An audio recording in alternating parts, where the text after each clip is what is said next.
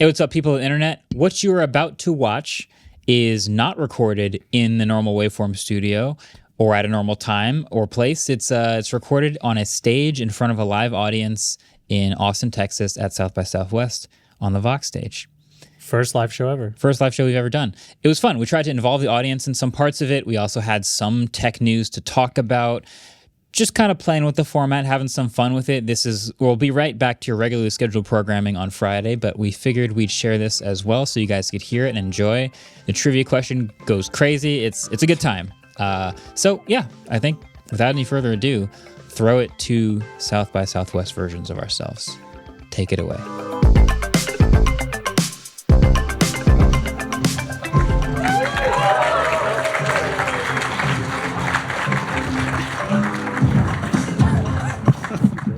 Wow, I didn't do that on purpose. Here we are. Okay. What is up, people of the internet? Welcome to another episode, technically, of the Waveform podcast. So we're your hosts. I'm Marques. I'm Andrew. And I'm David. And this is the first time that we are recording an episode of this podcast live in front of people. It's usually edited and trimmed and nice and clean. But we figured this would be fun, and we love all the people here at South by, so we're going to do this. We actually want to involve you guys a little bit in this episode recording, so we're going to ask two things. I want to make sure I get this perfectly right. So first, we are going to ask for questions in the second half. So if you guys want to start brainstorming of any questions you want to ask us about tech, about YouTube, about being a creator, about any of the stories that we've talked about, start thinking about that. Two, I see a lot of you guys have your phones. This is perfect. Go ahead and open up the web browser, and we're going to ask you to fill out a quick survey, and that will be part of the trivia for this episode. So we're going to trivia quiz ourselves on what you guys answer. So if you can go to waveformsurvey.com. So you actually have to spell out waveform, which is spelled over there. waveformsurvey.com. I'll give you 15 seconds real quick to fill it out. It should be pretty quick. Should be pretty quick. It's basic questions. Do you have a case on your phone right now? You know, what are the priorities you have in buying a phone, stuff like that. But yeah, that's basically it. Yeah. Thank you all for coming. This is kind of awesome. We're usually trapped in a little tiny room with the best sound at the office, and this is far, far different. At the office, it's freezing. Here, I am just really sticky. It's just very humid. This is Texas. We usually record in the Northeast. So everyone's busy typing away. Make sure to answer the questions real quick. Just the first thing that comes to mind, you see the question, you answer. Make it honest. Second half of the show, we'll quiz ourselves on what you guys answered. So it'll be fun. But yeah, for those of you unfamiliar with Waveform, typically we are just talking tech. So the stories of the hour, the gadgets, we talk YouTube, we talk creator stuff, all sorts of that ecosystem. Mm-hmm. And lucky for us, there's always news and always stuff happening. So one of the things that I feel like we do want to chat about is Apple Intelligence is delayed again. Yeah. I think it's funny because we always talk about how news gets released on Thursday or Friday, and it takes us a week to cover it. So being here today, I think this got released before we hit our plane yesterday. Yeah. And some news with Apple Intelligence. You know, the iPhone 16 was built from the ground up for Apple Intelligence. Right. Totally. Yeah. So we've always had this quote that we say, and you might have heard this before, to never buy a piece of tech based on the promise of future software updates. And then we had iPhone 16 come out, and we reviewed it, and one of the biggest features of it, because there wasn't that much different, was this promise of this future software update that was Apple Intelligence. And it did start to come out, to be fair. We have writing tools. Yeah. We have, image playgrounds. There's not a ton of stuff in it. Can I get a casual show of hands? Does anybody use Apple Intelligence features on an iPhone or an iOS device? We've got about maybe 80, 100 people here, and I see 25 hands. That's interesting. Quarter. And then the rest of you just don't use it at all. Or they're waiting for Siri to be good. Yeah. So I think the interesting thing about this story is the one thing that is delayed is maybe the most useful part of Apple Intelligence, which is an upgraded Siri. So I use Gemini on my phone a lot. I actually find the voice assistant pretty useful. Do you guys use Google Assistant, aka Gemini, or Siri, or any of these? I've started to use the tools? Live Gemini a little bit more. I kind of love Live Gemini. It is surprisingly good, except for this morning, it was not good. But What did you ask it this morning? Something about wire transferring, but Okay, not in a cool. You're weird getting way. Not scammed like a this creep, morning? like I'm stealing people's money kind of Like way. an innocent question. Yeah. Yeah. in a good I way. don't use it at all. I still You just don't? use my regular assistant to, turn on the lights, turn off the lights. I think Gemini is low-key incredibly impressive. So Gemini Live specifically, which is, it's just a conversation with the assistant and it can take over and it'll see anything that's on your phone.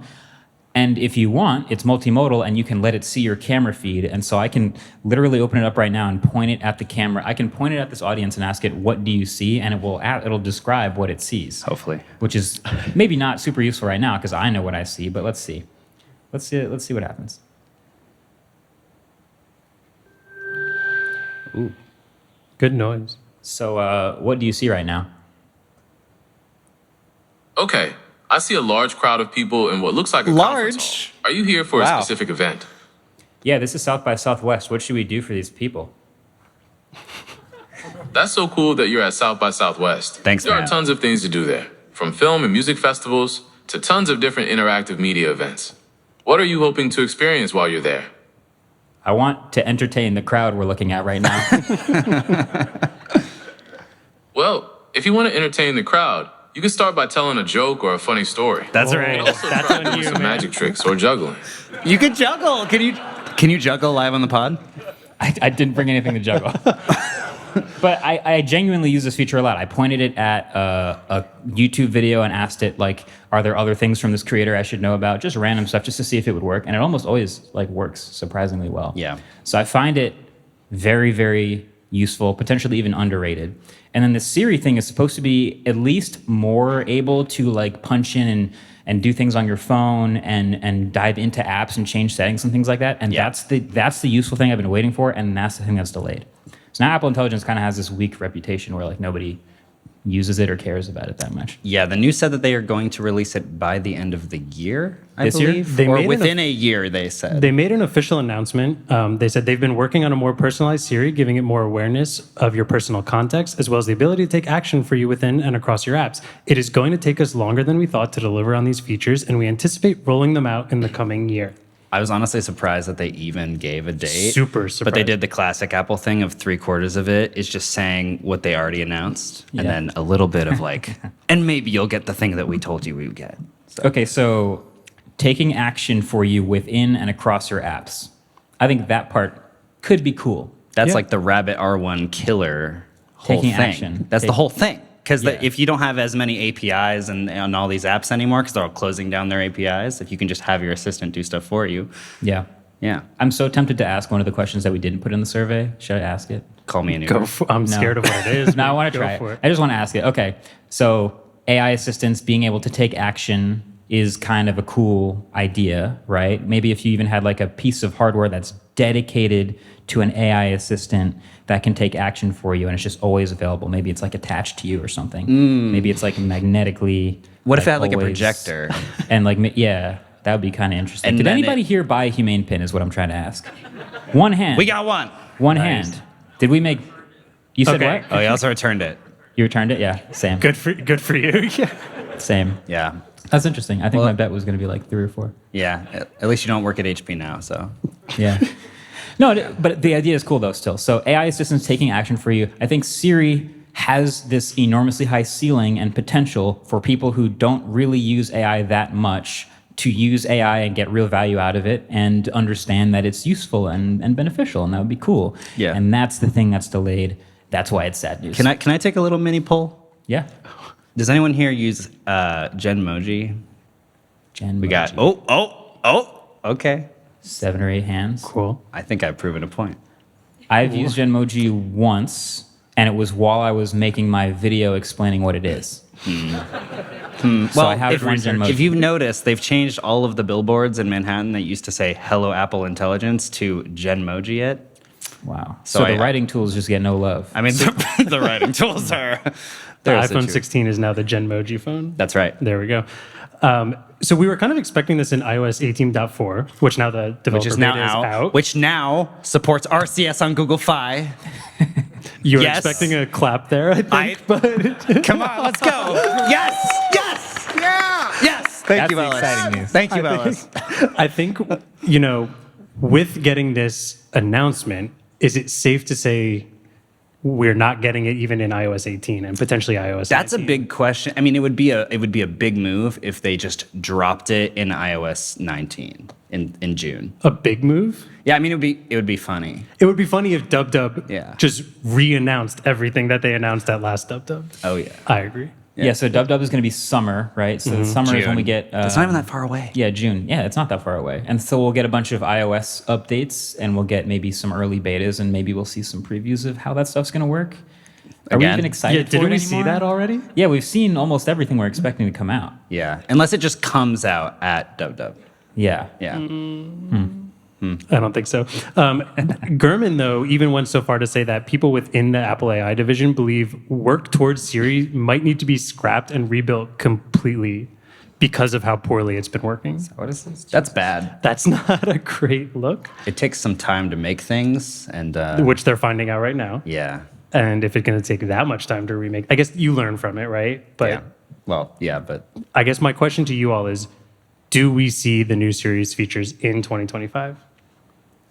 Yeah, I think so. Well, think here's so. why I'm optimistic, because we have seen others try to do things like this. I remember doing a AI assistant battle where we had Google Assistant back when it was called that versus Siri, which wasn't that good back then either, versus Bixby yeah, on Samsung phones Yeah, versus sorry. Alexa. But the thing about Bixby, because this was something Samsung was building into their phones, was it already had a specific ability to dig into apps on your Samsung phone Right. and flip switches and set options for you and things like that. So I could ask it to turn the flashlight on or set an alarm, but I could also ask it to go into an app and change a setting. That was Bixby's highlight Right. in 2019 or whenever that video came out. So I don't see why that would be that difficult for Apple. They obviously build and control iOS and can make this easy for developers. I don't see why it We should are take not that developers, so we do not know how hard that actually Yeah, this is my We just non- like to pretend for a little bit. long. I think But a my big non-developer question- brain saw Bixby do this Yeah. 5 years ago. yeah. I mean, they acquired Siri a very long time ago, so the question becomes: did they ever completely rebuild it from the ground up, or did they just build on top of really old code? And maybe that's the problem. Yeah, You know? unclear. Yeah, It's unclear. cool animation though. That is true. That is Rainbow true. animation. They use it in all the advertising. Yes, if you had to take a guess of how they address this at DubDub, do you think we're just going to get the re-announcement of everything? Do you think they're just going to ignore that they're that delayed on it? How do you see that coming? So the Are they statement going to that- air power it? We just never hear about it ever again. Well, that's Apple's public-facing trend. Is they never publicly announce that something is delayed or not coming out Which anymore. is why it was surprising that this Yeah. happened. Yeah, well, this though is a statement to a source. This is a statement to a paper. Yeah. They wouldn't go on their website or in an event and go, all right, No. so this thing we told you about, it's delayed. They just don't tend to do that. So what they will do, I think, is re-announce what's already out. Genmoji is so useful. Oh my God, Image Playground, it's so great. And then if there's more stuff coming, they'll tell us that more stuff is coming, like the Siri stuff. That's what I think they're going to do. Yeah. Yeah, I think it'll be a fun DubDub either way. we'll see. It'll be a funny one. We'll see. All right, it's time for a real quick break. When we get back, we're going to dig into Digg. Thank you.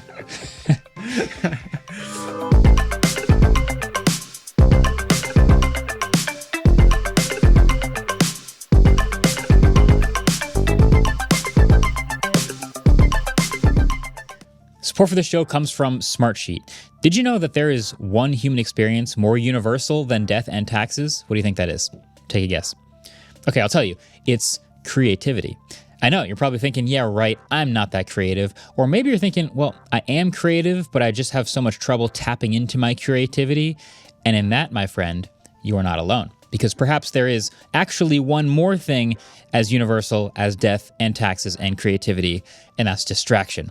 So that's where Smartsheet comes in. Smartsheet is the work management platform here to help clear clutter, break down barriers, and streamline your workflows to allow your creativity to, flow. Its innovative platform lets your team find its rhythm no matter what the obstacles, and when roadblocks emerge, Smartsheet empowers teams to chart a new course, one where innovation thrives. We all have the power to tap into creative flow. We just need some help clearing the distractions away, and Smartsheet knows exactly how to do that. So Smartsheet, where work flows. Learn more at smartsheet.com/Vox. All right, Cool. our next story we want to talk about, because news just keeps coming, is the new Digg. Yes. Can I Now- take over this one? Yes, because I have never used Digg in my life. Can I do my audience poll? Go for it. Who out there was an old Digg user?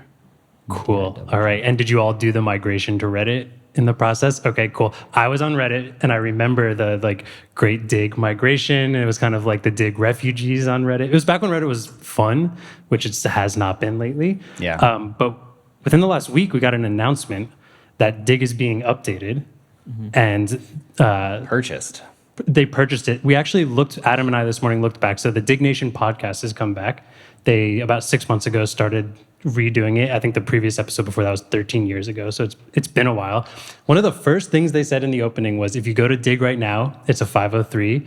And he said to camera, Kevin Rose said to camera, if you own Digg, please contact me. I would like to buy it, relaunch it, and we can crush Reddit, which I thought was a very upfront and cool move, I guess, to do. Big goal. Isn't Reddit a top 10 website on planet Earth? Oh, yeah. Yeah. Top 5. So Top 3. Okay. Bold claim. Number one. Number 1. I actually think it is top It is five. top 3. For I actually think sure. Google and YouTube, and then probably some Meta thing, and then probably Reddit. Yeah. Top 5. I'm going to do for those of you who don't know about Digg, I'm going to do a very quick TLDR about what it Catch was. us up. Yeah, it was a previous competitor to Reddit, kind of like front pages of the internet that relies on community votes to see, what is the most happening story these days. Rather than upvotes and downvotes, they had digs and berries. I realized when I said this to Adam this morning, berry, B-U-R-Y, not the fruit.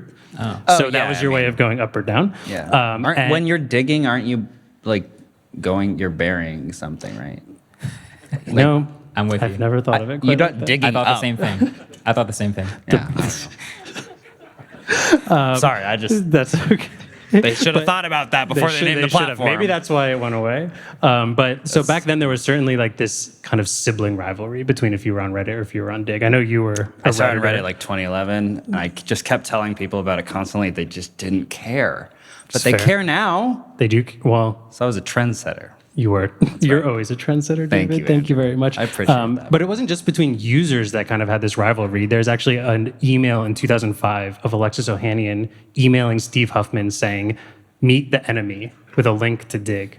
So they clearly were competitors in this community aggregated news site, and it was a fun time back then. But Digg had a bunch of issues. A main one being power users. So back then, if you were a very frequent user of the site, essentially your votes counted for more, and then you could be in a group of power users and essentially sell links aggregated to the top. And what Digg did to combat that is they created, I think it was Digg 4.0 back then, which made a bunch of changes, really disregarded the community, and everyone left. Never good. Never good when you're trying to make a whole bunch of money on something on a community-based website, it feels like. So everyone kind of moved to Reddit. I remember being on Reddit back then and being like, Reddit won. We did it, which is really lame to say out loud in front of a bunch of people right now. We did it. But within the last week or two, Kevin Rose, the founder of Digg, he is collaborating with Alexis Ohanian, former co-founder of Reddit, who left in 2020, and now they're launching the new Digg. So this is like Magic and Bird coming together to launch a Who? Bird. Sorry for that. Sorry. A bird? Do you want to do an analogy? It will come back to you on that. It's like no. I don't- Okay, cool. I Thank think you. that wouldn't have I worked. put you on the Somebody spot. That's understood my that, fault. right? Okay, thank you. Magic. Sorry. Old rivals coming together to launch something new today. Is he not dead? So Magic Johnson, Larry Bird, big rivals back in the day. It would be like crazy if they collaborated on something. That's kind of my Collabed. equivalent. Like they were on an. They were on different teams. This is basketball. Basketball. It's a sport. Sorry. And then they were enemies. Yeah. Yeah, that's the thing. Why were they enemies? Different teams. Okay.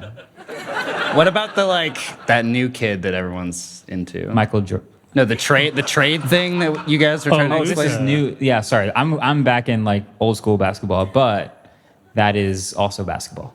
Yes. Yes. Okay. Yeah. All right. Sorry, Andrew. Can you No, continue? don't worry. That's That's okay. the Waveform podcast. That's how it goes. We usually cut I'll that try out. and wrap this. So there's not a whole bunch of stuff that they've released so far, minus Kevin Rose saying I want to take down Reddit directly. But it does seem like they're launching a new one. They're also doing a Digg Nation live podcast at South Tonight, by. I So think. is it tonight? Yeah, I think it's like tonight at 6. So if any of you are interested in that, that sounds like a pretty cool time. It'll be But big. I have a question. please. Do you think that Digg rebooting has a chance at actually taking down Reddit? Because I know nostalgia is big, Yes. and that nostalgia is very powerful, and that I think a lot of people who remember Digg and really liked Digg would give it a chance. But is there a chance that all of the normal, casual people who just browse Reddit would give Digg a chance? No. Really? I think it's going to be sort of similar to Twitter Blue Sky.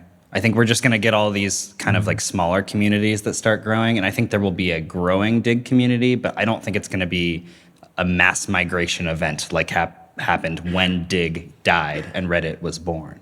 You know? I do agree with that. I do think there's a little more to it right now in the sense that the general frustration on Reddit within the last year or two since taking away third-party apps, really messing up a lot of moderation tools. Like they've said that they're really focused on bringing moderation tools to moderators on the new Digg. Of course, they're saying they're using AI, so that's always like a fun red flag of like what kind of AI are you using? But I think the reason being, I've never been on Digg before.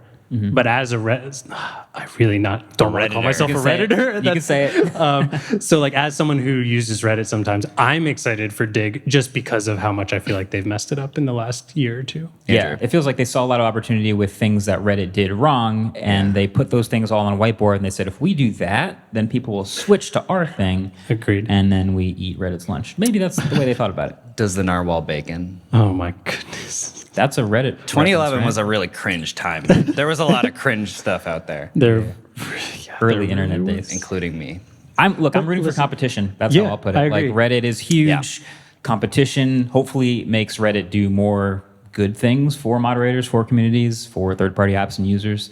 But we'll just have to wait for time to tell. Yeah, I think the reason Reddit won't do that is because it's not good for market share. Okay, but Investor. remember when Blue Sky blew up and then all of a sudden Threads was like, here's like 30 new features that we have had ready but just never released until we had competition. competition. So maybe companies That's compete. true. We win. not monopolies. It's huge. Big. Yeah. Dig. I'm interested. Is there anyone who's on Reddit that has been frustrated with it that would, we don't know much about Digg, but would you be interested in moving to Digg? I guess you can go to both of them, so it doesn't really matter, but Damn. anyone? Cool. Okay, so never mind. Digg is screwed. Nothing is going to happen. Well, the other with thing it. about these sites is they are so dependent on community, kind of like Yeah. social networks. So they kind of require at least some mass migration totally event right, yeah. to have a bunch of users, to have a bunch of content, to have a bunch of stuff to do and to sort through and to follow, etc. So even if you're one of a small number of people who is interested in Digg doesn't exist without a whole bunch of people there. So that's a barrier that I see, but at least they're here, they're doing stuff. Yeah, I'll be interested to see what they say tonight. I like South by feels like a place to announce things, and I wouldn't be surprised if they do that. So, What are we announcing? Good question. Our first live event happened 20 minutes ago.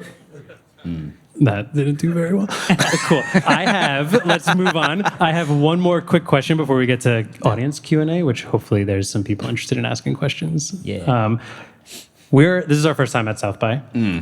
We've been to plenty of other tech events. I know both of you. I've never done Mobile World Congress, but you guys have, and we've done CES, and we've done kind of everything. And I think, if you're watching the video, you don't get the general vibe about what's going on at those events. So I want to pose a question of what is the coolest, most unique, or weirdest thing you've ever witnessed at a tech convention? It can be someone trying to sell you something. It can be a piece of tech that looked really cool, but when you got closer to it, it wasn't quite as cool.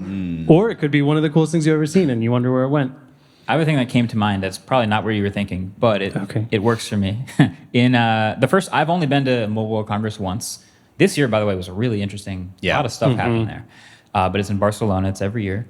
And the one year that I went, I had no clue what I was doing. I was in an Airbnb several miles away from the convention center. And I saw the taxi line, which was hours long. And I decided, what if I just walked back to my Airbnb? And so I just walked with all my camera gear through the streets of Barcelona back. Oh, no. Nothing happened. Oh, good. And it Okay. was great. It was cool. I saw all sorts of architecture and all sorts of parts, and I had some good food, and it was a good time. And that was the coolest part of that Mobile World Congress for me. So That that's you walked? yeah, that I saw. I saw a new city, and it was like a cool experience, and it had nothing to do with any of the tech at the show. We are really bad at experiencing new cities because, like, we flew in. Oh my When we landed at 6 last night, our plane is at 5 today. So we're really bad at experiencing. And Austin's a really awesome city. I wish we were here a little longer. Speak for but- yourself, man. Yeah, you're staying, but do you have a fun experience? Or Oh man. I can go. I like the ping pong robots at CES. They They're were there every cool. single year. I feel like the first year they were there, it was like the biggest hype. There was a huge line, and it was really hard to get there. And now, since then, they're just still running off of that hype from. Didn't that's you like 5 play years one? ago. I got to play the ping pong robot the first year it was there, and they had this roped off area around it, and they had someone doing a demo. And so I got up there and I started playing against it, and I was, kind of holding a rally for a while, and then I hit one kind of fast, and I beat it. Ooh. And I was like, wow, I beat the ping pong robot. And they were like, cool, great, yeah, so we can change the difficulty level here. I was like, oh. That was on baby mode. Yeah. So, and then immediately it was incredible. So, yeah, it's one of the coolest things there, actually. Yeah. I have one small one, maybe a second funny story if we have time. But we were looking at, it was a BMW experience in one of their new, autonomous, I think it was like an i3. It was a smaller hatchback. Yeah. And it was kind of on the floor at the BMW booth with a wire around it. But they were nice enough to let us go in and film it with a bunch of people around. So Marques sits in the back seat to get a shot. And he goes to scoot over to the other seat, and all the BMW employees are like, no, hold on. That middle seat is actually cardboard underneath. And if you scoot across it, it will collapse. You'll fall into there. And so we had to walk out around. But that's just on video, all of this stuff looks really cool. A lot of the stuff at these events are held together with twist ties and chewing gum. And Many of the things at many of these events are not real. That's kind of the sad part about it, Especially with cars. do you remember Yeah. when the Hummer EV came to our office? And they they were like, told it us- can melt if you leave it outside. In the sun too long, the interior functions might melt on the dashboard. Yeah. So Yeah. That's Yeah. kind of the state of, this isn't a news thing that we have, but that's kind of the state of a lot of early EVs right now. Like I just saw a video from a fellow YouTuber, good friend, Zach, Jerry Rig Everything, on the Tello truck. I watched it on the plane on the way Oh, here. yeah. Super cool concept. It's like this small footprint electric truck with 4 seats and a 5-foot bed in the footprint of a Mini Cooper. It's like, Oh. that seems really cool. Mini Cooper. Had a reasonable range, 1,100 pound towing, or I think it's 7,000 pound towing, 1,700 pound cargo capacity. It was like, oh, this is a really cool thing. I'm very inspired. I go to their site. They're like, this isn't out yet. And this is kind of the one that they've built that works. but you can reserve it. But and you pay can for put it. your $150 down and reserve it. And it's like, I've seen this a lot of times. I've been Zach in this situation. I did a video about the Faraday Future at CES 2015. I don't even know how long ago that was. Just 2017 because that's the one you hired me. Yeah. Okay, so 2017, and that never came out. But we got a really cool working car in person. And it turns out it's really, really easy to build one. Yeah. And then you can roll it around CES or South by Southwest, wherever you want. And then it's really, really hard to build 100,000 of them. Yeah. And so that's been my new philosophy. Like when Tesla rolls out this robo van, and they're like, "Trust me." I'm The like, Robovan, you mean? yeah. And I look skeptical because I've seen this pony show before, but we'll see. We'll see. I want these things to come out. It's just really hard to trust when I only see one. Well, unless that Trello Mini Cooper thing has a twerking AI dog on the dashboard, I don't want it. That's a deep cut. That was That's a Mini Cooper reference. Yeah. Well, hey, look, that's about all the news that we have. So I think what we should do is we should introduce Ellis is over here, and Adam. Where'd He's Adam back go? there, Adam's yeah. back there. They're waving their hands, and they have Hello. microphones Whoa. in their here. hands. Can you Voice hear me of now? God, Ellis. Yeah. So What's if up, anyone has a everybody? question, Does anyone have questions? Who's near Adam? I think this is I'm a glad you. there's You've got questions. you've got the Okay, wait. talkative I'm side. going. of This is it. a you problem, Adam. I see someone. Hold on. Coming over. Scurry. Scary. We're going to try and get as many questions as possible, too. So. yeah. Hello, my name is Tree Wendell. I'm from Ohio University. This is also my first time at South by Southwest, Cool. and I'm very excited to see you guys here. My question for you is, if you had unlimited resources to invent or create a ground-piecing piece of tech, no matter how futuristic or unrealistic, what would it be and why? Crumple phone. Thanks, Ellis. Whoa, unlimited resources is Unlimited huge. resources. I have a really quick one if you guys want to think Go for of it, it. yeah. I just had a child. She's like 14 months old. Every piece of baby tech is absolute garbage. I would completely reinvent baby tech, make it got an actually high applause out def. of I would make the apps actually useful. Okay. Or maybe just, maybe we don't need apps for it. Maybe the white noise machine just needs an on and off switch. But I think there's an untapped market there because everything I seem to do as a tech person hurts my soul. It's I brutal. like that answer a lot. Yeah. That also doesn't require unlimited resources. It seems like it does. There's a lot of babies out there. Dang. I never thought about that. Do you think there are as many babies as there are like non-babies? No. I don't think so. There's a lot of babies, though. There's a lot. All right, Either we got of you one wanna over answer? here. Did one of you guys have did I miss? Wait, they didn't have an answer. Oh. I want to hear an answer. Marquez's. Unlimited resources. Yeah. My brain weirdly went straight to like, could we do humane over again? Oh my God. And like make a Really? good. Yeah, because I mean, they essentially take unlimited resources. So I would want to create a good AI that like has a personal understanding of everything in my phone, even though that's kind of impossible. Yeah. And then can be super useful for me. But so humane pin that actually connects to your phone and you don't need a separate phone number for? Yeah. Like an Ah, accessory. I can't believe they didn't think of that. I'm gonna maybe do my one of my senior projects in college that I got an A+ on, by the way. So it's a good idea. Are you pitching this right now? We are at a place where I can do this. Okay, so imagine this, right?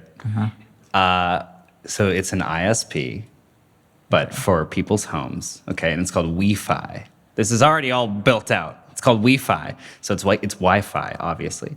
But it was right after the Google the Google Wi-Fi first came out, where they were like, oh, mesh networks, we're gonna do mesh networks. Okay. So imagine you have a node in your home, but it's like 2 gigahertz. It's like, it goes super far, right? And it goes to the street, but it can also ping off of other people's homes, okay? So the whole idea is like, we give everyone in the world free internet, but then you have like local ads that are running from like local businesses if you don't pay for the internet. But then if you're at home, you get to say, I don't use my bandwidth from 9 a.m. to 5 p.m., so I'm gonna give 85% of my bandwidth to the community, and then you get money off of your payment every month, the more bandwidth you give out. Great pitch. So it's a pitch. I could see people's Comcast eyes stole this glazing idea over. from me. Comcast did steal this idea, but Oh. you have to be a Comcast customer in order to use the internet, and I think that everybody should have it, They not need just a critical Comcast mass of customers. Comcast Man of the customers. people. Man of the people. So Well, there's the answer. Okay. I think that does Alice- require unlimited resources. Thank you for the question. Yeah. Hi, my name's Darius. I love the recent video called Are Foldables Cooked? Great title. In the US, foldables really haven't gone mainstream. Do you think that Apple releasing a foldable will change that, considering the premium they'll probably charge? Or do you think this might be another Vision Pro moment? I'm a little biased because I've owned like 5 foldables and I just can see. purchased the Oppo Find N. Just waiting on that to arrive. So. I'm so jealous. Really good question. Thank you. That's a part of the video I left out of the video, actually, which is the Apple factor. So just to catch people up who haven't watched it, foldables, really, really cool tech. But they're kind of stagnating a little bit in this way where it feels like the tech has gotten super good, but then people just aren't switching to them yet. And short answer, yes. I think Apple jumping in with a foldable will reinvigorate all of the competition, all of the attention, all of the eyeballs, and will make that interesting again. But the premium that you mentioned is also real. So these foldables versus this foldable. Hot dog versus Hot dog hamburger. These Yeah. all have this massive premium, and I think that's a huge barrier. But this one, which I think might be more likely for Apple to try, Yeah. we've seen those for $699 from Motorola, $999 from Samsung, and I think this could be in a not so Vision Pro price category Yeah, that I think I could agree. get a lot of people interested. And I think that's the moment Apple jumps in, is when they can make that, and it's reasonable for people to consider. So, good question. It's like a section of the video that probably fell out of my head and into yours. I like that. I've also started to see a lot of hamburger foldables in New York City. Is that It's Flip the or it's the fold? flip. The flip. Flip. The flip is hamburger. Because hamburger, you put Sure. the top. Yeah, the square. The Okay. patty would For fit better in hamburgers. that. Yeah, exactly. Yeah. So This all works great for an audio medium.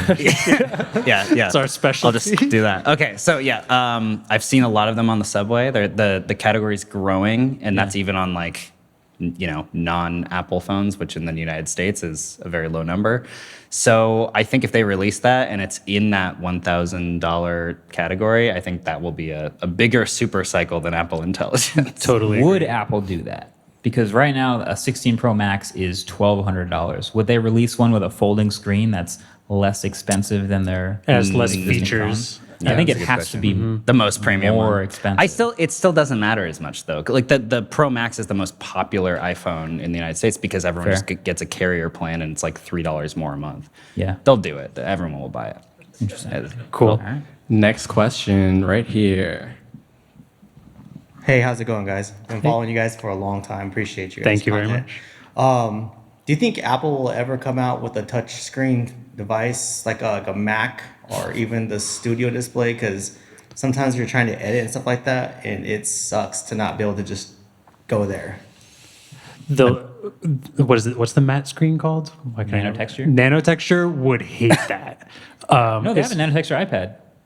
Is it come the on. same I as don't your know. screens? Your Oh, he does screen, got it. like you accidentally touch it once. My Yeah. Pro Display XDR is the messiest thing on my Yeah, desk. It's I have a lot of thoughts Yeah. on this. Yeah. My general philosophy is if they could have, they would have done it already. They could have. They would have done it already if they wanted to. They don't want to.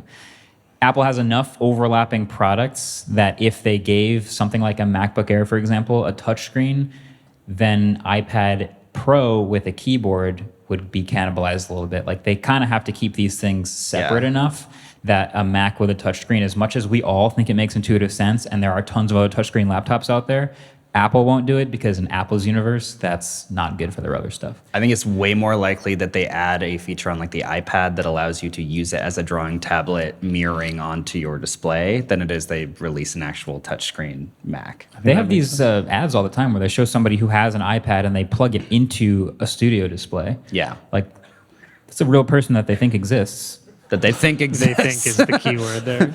Yeah. Yeah. So no is the answer. No, Sorry, no. I unfortunately don't think so either. All right, next question over on this side. Hi guys, name's Yarian, longtime viewer, great to see you in person. My question is about your use of AI. So you've shared a lot of sort of personally useful uses of AI, but in the running of your businesses, of the YouTube channel, the podcast, what are uses of AI that are saving you a lot of time or just making your business way more efficient? Ellis has. Ellis wants to answer this really so, bad. as of last week, I became a vibe coder. I'm officially writing Yeah. tons of code and don't know what any of it means. And Claude did something crazy for me last week where I'm building a website in a web builder that's really cheap and doesn't support tables. Oops. And I needed a table to build a table in it. So I'm building it in HTML, CSS style, like no idea what I'm doing. And my idea was like, oh, I'll use Google Sheets. That'll like maintain the table and then I'll download the HTML, throw it in the embed. Google Sheets, when you download HTML of a table, puts all this formatting in it. Ew, gross, disgusting. And I don't know how to code, so I don't know how to get rid of that formatting. And I was like, Claude, what do I do? And Claude wrote me a web app that automatically removes all the styling. It was like, I got you, bro. So that's what I'm using AI for. I'm vibing my way through code. And yeah, That's actually very legit. Is this an industry term, vibe coder? it's a Twitter term. Same difference. It is now. I have another use of AI that we kind of dig into a little bit. And I mean, so we make YouTube videos, and there are endless analytics that we can dive into on YouTube because there's a whole spectrum of YouTubers, those who check studio every day, those who just kind of make the video, and then it's just vibes. I'm in the numbers. I'm very curious about things like retention and things that we can optimize.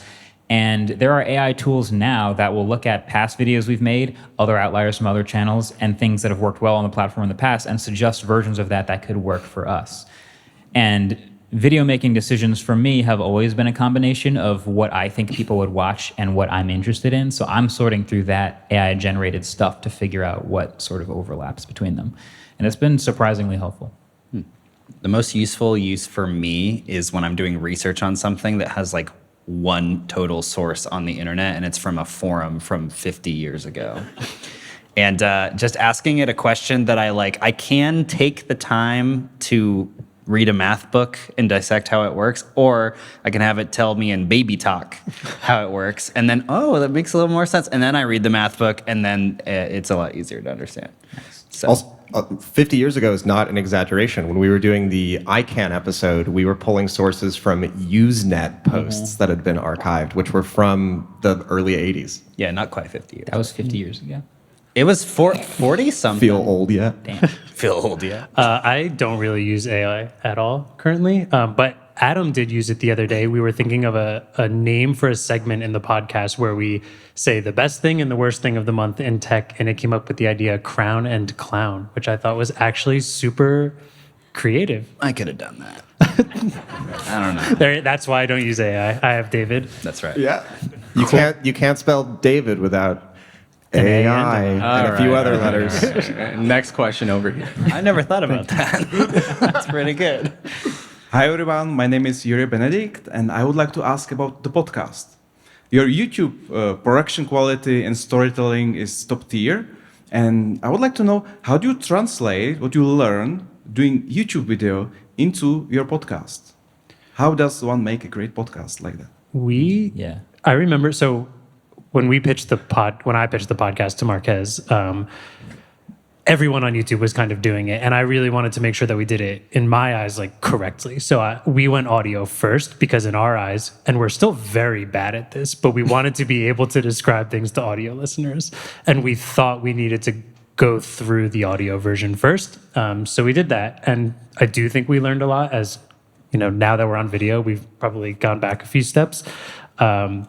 But that was our main goal of doing that. And then since then, in typical MKBHD fashion, we're shooting in the most unnecessarily high definition and have way too many people working on it. But I think we've been, not way too many people, sorry, Adam and Ellis. Everything. We can do this with I think two we're people. crazy efficient in terms of how I hear a lot of other podcasts. And I think keeping it close has let us do that and let us really grow the show organically and get to test new things and see it directly in the numbers. Yeah, I think when you are building other YouTube videos, you probably just develop strategies and kind of concept. It's kind of like making a normal YouTube video in a lot of ways. Because I've talked to people who do podcasts and they've only ever done a podcast and not done YouTube videos. And they're like, oh yeah, we record for 3 hours and we get 25 minutes of useful content. We record for 2 and we do an hour and a half show, which I think is a pretty good hit rate. Closer to 3.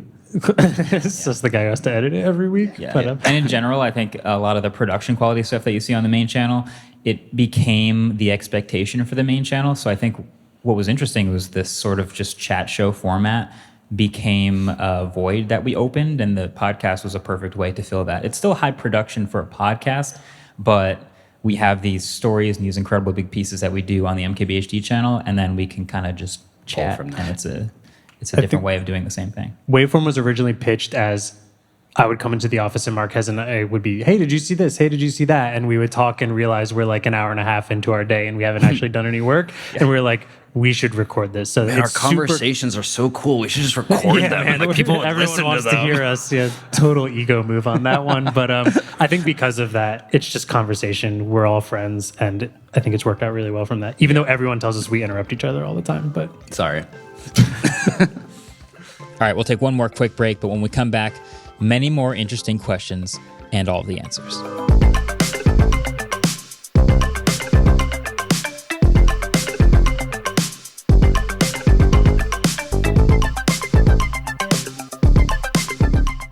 Support for Waveform comes from Intuit. So when it comes to small business marketing, reaching the right audiences starts with the right data. Intuit SMB Media Labs is a first-of-its-kind small business ad network that helps your marketing work smarter. So by leveraging exclusive audiences and insights from the makers of QuickBooks, you can connect with the right customers efficiently and effectively. With the audience scale of 36 million, Intuit SMB Media Labs puts your brand in front of the small businesses that need you most, targeting key decision makers by industry, size, maturity, and location. More than just an audience, it's your SMB media partner. Learn more at medialabs.intuit.com. Cool. I saw one in the front row. Can you remind me? Thank you very much. First of all, I love your videos. I've been watching since I've been in elementary school. My name is Sarvesh. I'm Feel from the old yet? Feel old yet? How old are you? I'm 19. I am ancient. Go ahead. Returning to dust. My name is Sarvesh. I'm from the University of Tulsa and also the founder of AuraPatch and Glauc AI. As a 19-year-old in medtech, I wanted to ask you, how can we integrate healthcare into our mobile technology that we have currently? Big question. Ooh, that might be a little. That's like the over our big heads. next frontier of what all these companies are trying to do. So if you watch enough Apple keynotes, there is a heavy emphasis on like you have these devices on you all the time and we're in your pockets already, so we might as well be collecting and creating as much useful information for you as possible from that. And that works in the ecosystem of Apple and the stuff that they do. So that makes it difficult for those outside to create something that you also carry on your person every day and also gives you useful information. So it's kind of these two worlds of healthcare on your person, the stuff that you already have and the stuff that you might also want to add. I do think Apple does a pretty good job. I mean, they have great stories every keynote about like the Apple Watch saved me because it alerted me of this thing I didn't know I had, and I was in the woods and a bear attacked me. No, that was and in I someone's just- house that the bear came in. Yeah, That crazy like- stories, but like That was the weirdest one yeah, I've that ever was, seen. but they're real stories, and so this advantage of them being able to do as much as possible with the sensors and the things on your person is inspiring. But the other side of that coin is they make it really hard for others to like plug in. I've seen a good amount of things that plug into Apple Health, like the 8 Sleep has like all the plugs to Apple Health. So like I get a watch notification that tells me about how my mattress thinks that I slept, which is crazy to say out loud. What a world we live in. But Live in hell. long story short, yeah, there's a lot of data being collected, and I'm pretty happy about a lot of the value I've gotten out of that. Yeah, I think that's pretty above my head. I know nothing about medtech or anything. I don't think I have a specific answer for that. I mean, I'm a very health anxious person, so if there were things that could help with that anxiety, I would love it. Yeah, I mean, especially in the United States where healthcare is $1 billion, it's very clear that the next kind of frontier there is preventative health. And I think that's what all these companies are trying to get into. It's like, can we actually just try to keep you healthier throughout your life? Can we alert your doctor of like early symptoms so that you don't actually have to go to the hospital and go into bankruptcy? That'd be great. That'd be great. Yeah. And if you haven't watched our Dr. Mike interview, it's really good, and he has a lot of opinions as a medical professional as well. For anyone out there, it's a great episode. Yeah. We have approximately 6 minutes before we want to do our trivia, so if we want to do One some more? kind of rapid fire questions, Okay, yeah, right over here. or quick ones, or if you want to point them at somebody. All right. Hi, my name is Dashal. I'm from UT Dallas. This is my first time at South by Southwest, so it's pretty cool to see you guys in person. So yesterday I attended a talk by the CEO of D-Wave. So they're invested in quantum computing. So right now everyone's talking about AI, and it kind of reminded me a few years ago, nobody really understood AI, but now everybody somehow understands AI. And I feel that we're on the frontier of quantum computing, especially with what Microsoft did, like I think a couple of weeks ago. Yeah. So just based off that, like what's your opinion of quantum computing, and do you see it being relevant in the next 5 years? I'll leave this to you two. I have one really overarching thought, which is that the branding is terrible. So I did a video where I got to actually see a quantum computer and learn essentially everything I could possibly dream with Cleo Abram, and I went to IBM and we got to see all this cool stuff. The stats are incredible. The super low temperatures in the thing are incredible. Just the hardware is amazing. And at the end of that, I came away thinking, wow, these things are super, super cool, but I still can't explain it to anyone. And I think AI, in its branding, is artificial intelligence. I think to my parents, I could say, hey, this is another intelligent thing. It can help you with stuff. That's super easy. Quantum computing has never had an easy, at least to me, explanation of why it's super helpful, even though the advancements are incredible. And this huge stuff Microsoft is doing, I don't know if you saw that. They started giving people tours of their quantum computer. They're setting new records with the amount of qubits in theirs. But how do I tell people who aren't going to use that technology how useful it's going to be? Really, really hard.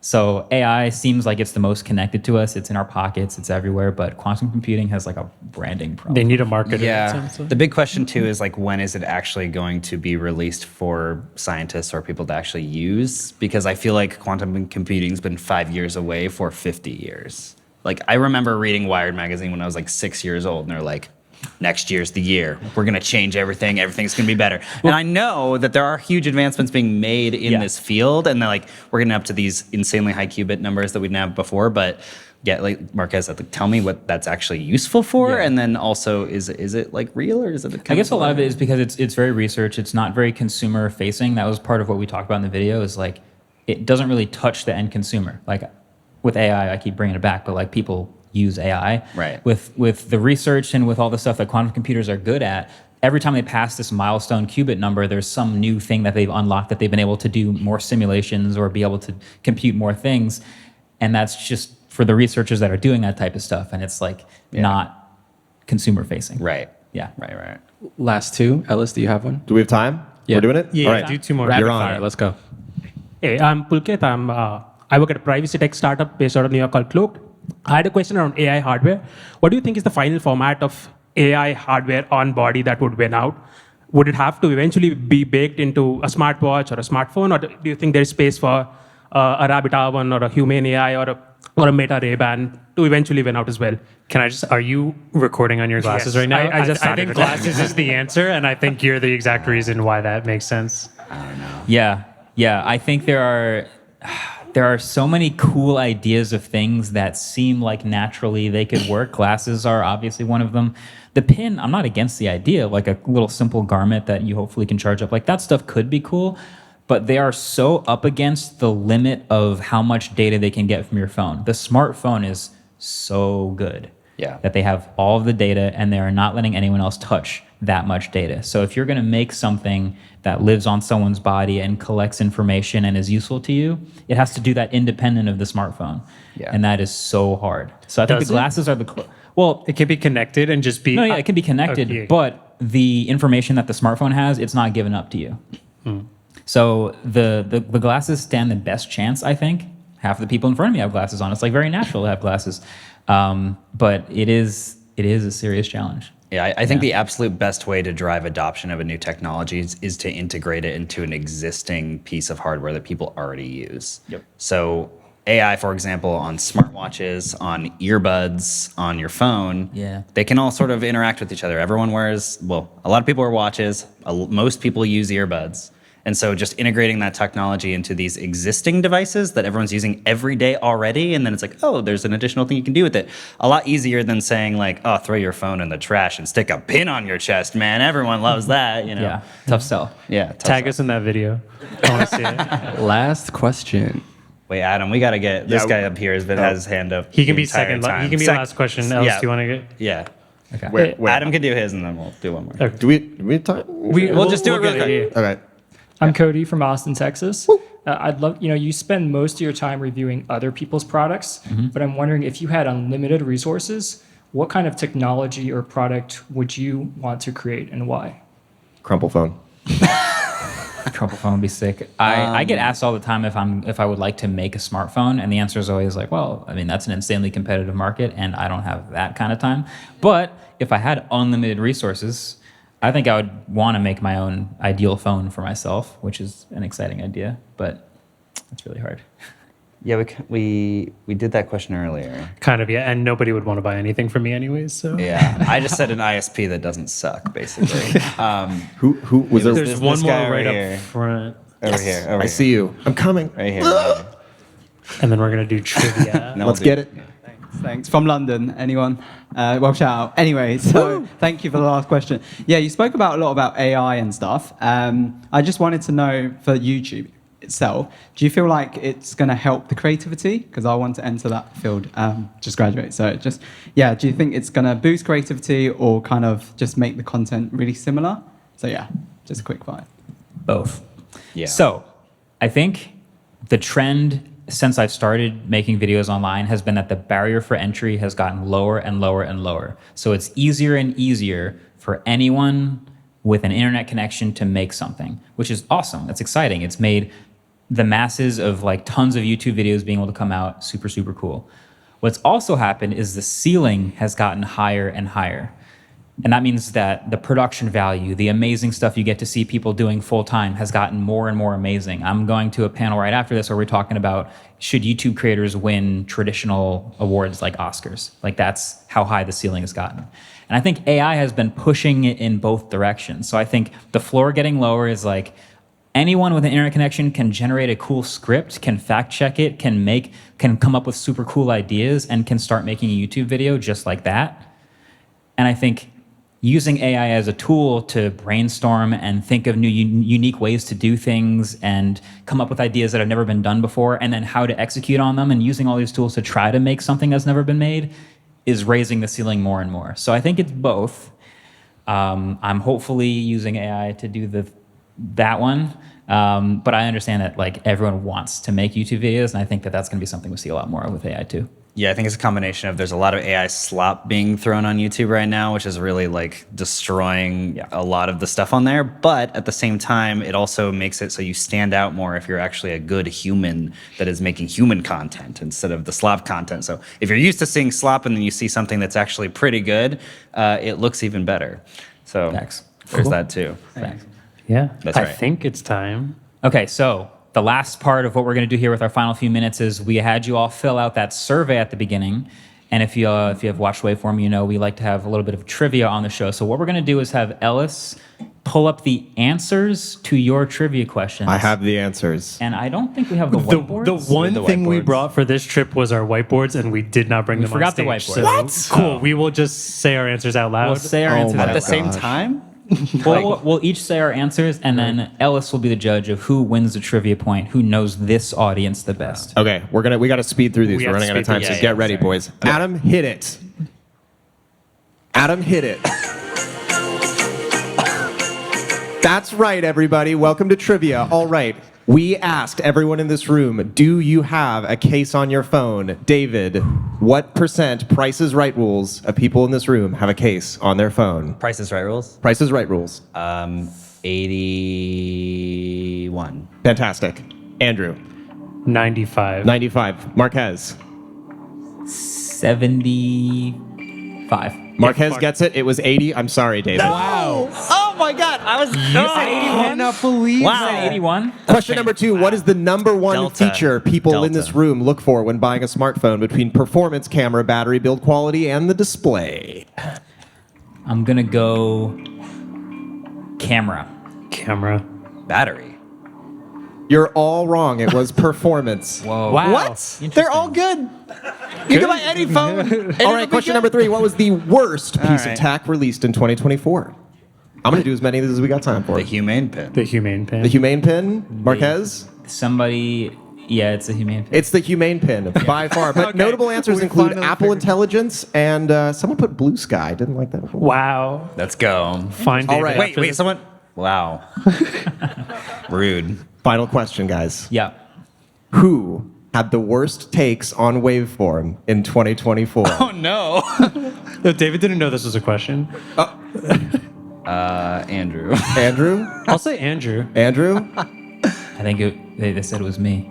Nope. The answer is No. me. You're all haters, and I love it. Woo!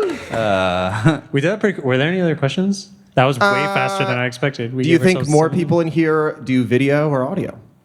listen to the podcast, video or audio? Yeah. Can you just tell us Video. the answer? No, I want to guess. Okay, I want to you guess. I want to wanna guess. I want to guess. I think that more people in here do video. Video. I'll go. Oh, wasn't there a third option of I There don't was listen a to third Waveform and I'm not sure why And a I'm here shocking right now? number of you have never heard of Waveform. I don't know if that was I like think there's a joke QR or- code to subscribe on the side. Yeah. Just saying. it's not our there anymore. CTA They're all is here not- for Oh, Today okay. Explained, which is coming up next. That's Okay. why they're here. I'll go audio. Video. The answer was video. Let's go. I'll be real. I was not keeping track of who got points, so we're going to need to review the tape. We'll review the but tapes, yeah. as of this Closest season, Delta. David is still That's crushing. right. And I will crash So, and burn in the extravaganza for sure. Yes. We have 4 minutes. Is there like We have one 4 more? minutes? We have 4 minutes. Oh. Is there one more That was question? fast Because we trivia. cannot go over. Oh, there's at a all. lot more. Do one Ellis, that- just I'm really look up. sorry Let's for go through everyone some else. speed questions. Speed. Questions. Yeah. All right. had your hand up earlier and I missed you. How y'all doing? Alfredo from San Diego. I have a really fast question. So I'm a long-term SE user, rode the SE wave. Ayo. Touch ID love, hate the notch. Where do I go next? Because I'm sorry to say that,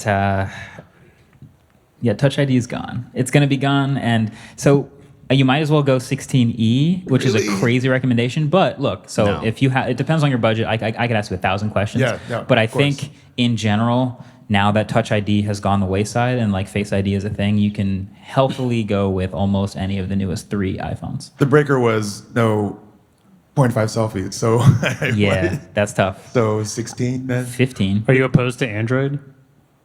Yeah, I kind of figured that. You Buy- dug I your should've own been one of the grave, man. questions. That should've been one of the another used SE.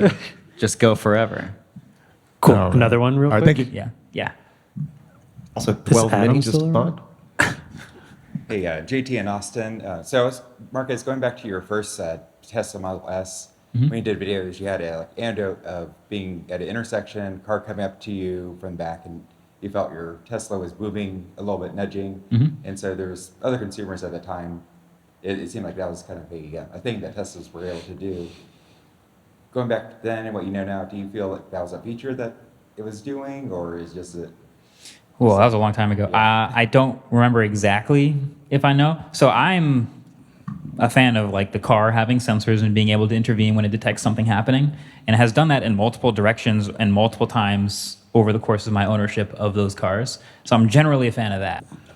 All right, thank you. My name is Jack. I study mechanical engineering in Germany, and I use ChatGPT for almost everything when working on my car or learning from math or physics or anything. And I just think I submit so much data, and we're all talking about getting AI on the phone, and I just think when it's in the app and maybe on my internet browser, in my photos and in my WhatsApp and in everything, what is your take on this whole data privacy thing? You know what I mean? Like, isn't that like at least a bit concerning? We're always talking about getting more AI, more on the phone, on the glasses, on the pin. Yeah, I just think about maybe data privacy might be a thing. That's my. We take. have 10 seconds to answer. So my high level take is that there is constantly a question that these companies and all of us are asking about the direct trade-off between how much data you have to give up and the convenience that you get back from it. And the more they push that envelope of, well, you have to give up more data, but you get more convenience. Okay, you have to give up more data, but you get more features and convenience. People tend to take the convenience with it. So yes, data privacy is a concern. And for a lot of people in this room, they don't want that trade-off anymore. But I've seen it get pushed really, really far, and we get really cool features out of it. So I think those companies are going to keep pushing it and keep trying to offer more things in exchange for our data. Cool. We are over time now, and before we get physically kicked off of this stage, thank you all for coming. Thank you all. Seriously, this was super fun. This was fantastic. We super appreciate it. All right, that was it. That was a lot of fun. Thanks again for the people who were there, for submitting all of the answers to the survey, and for everyone who gave us ideas on what to do. We thought it turned out pretty good, but there is one thing that we didn't get to do on stage, which is, Andrew, you didn't get to read us out. I didn't read out live, a little sad, but huge thanks to the Vox Media team who set all of that up and let us do our first live show. Totally no issues at all. It was awesome, smooth sailing, and Slido actually helped us with the survey thing. That went really smoothly too. Definitely recommend that for a live show like that. And other than that, Waveform was produced by Adam Molina and Ellis Rovin. We're partnered with the Vox Media Podcast Network, and our intro outro music was created by Vane Sim.